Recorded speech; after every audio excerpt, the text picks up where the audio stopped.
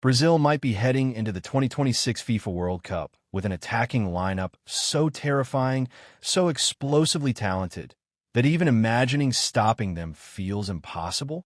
Yes, football fans, this is not a fantasy, not a dream cooked up by overexcited supporters.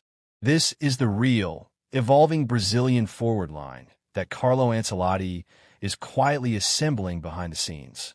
And when you hear the names, the roles, the chemistry, and the unstoppable momentum each of these players is carrying from club football, you will understand why many experts believe this could become the most dangerous attacking unit in modern football.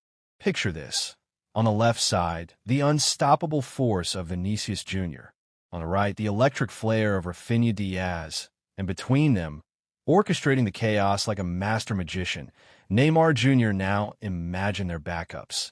Not ordinary substitutes, but young prodigies and proven match winners who would be starters for almost any other national team in the world.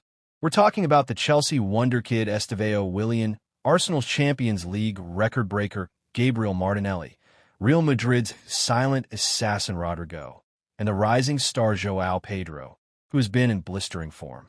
Add to that a rejuvenated Richarlison and the ever-improving Matheus Cunha, and you suddenly realize Brazil isn't just preparing a team, they're building a storm.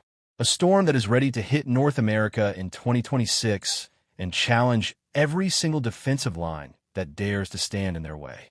So today, let's break down this dreamlike attacking force. A golden generation mixing experience, youth, speed, and sheer footballing brilliance. And understand why opponents across the world are already worried. Vinícius Júnior doesn't even need an introduction anymore.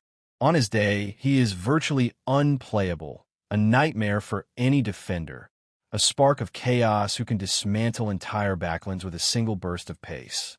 Everyone has seen what he did at Real Madrid. Everyone knows how decisive he is in the biggest matches on the planet. And then there's Rodrygo, often called the hidden hero of Madrid, the calm finisher, the silent match winner who doesn't always get the headlines but always appears when it matters most. Even though he struggled with inconsistency earlier, his stunning return to form against Manchester City reminded the world exactly who he is: a clutch player, a cold-blooded finisher. On the opposite wing, Brazil will have Barcelona's heartbeat, Raphinha Diaz, a player who can turn a game on its head with his unpredictable runs, laser-accurate deliveries, and relentless energy. At Barca, he often plays as an inverted winger, creating space and switching positions to free up Lamine Yamal. But with Brazil, he'll return to his preferred role, the classic right-wing position where he feels most dangerous. Now, let's talk about the present and the future of football, the dazzling youngster Estevao Willian. Chelsea fans already call him the Brazilian jewel, and within just 4 months of arriving in Europe, he has made Stamford Bridge his playground.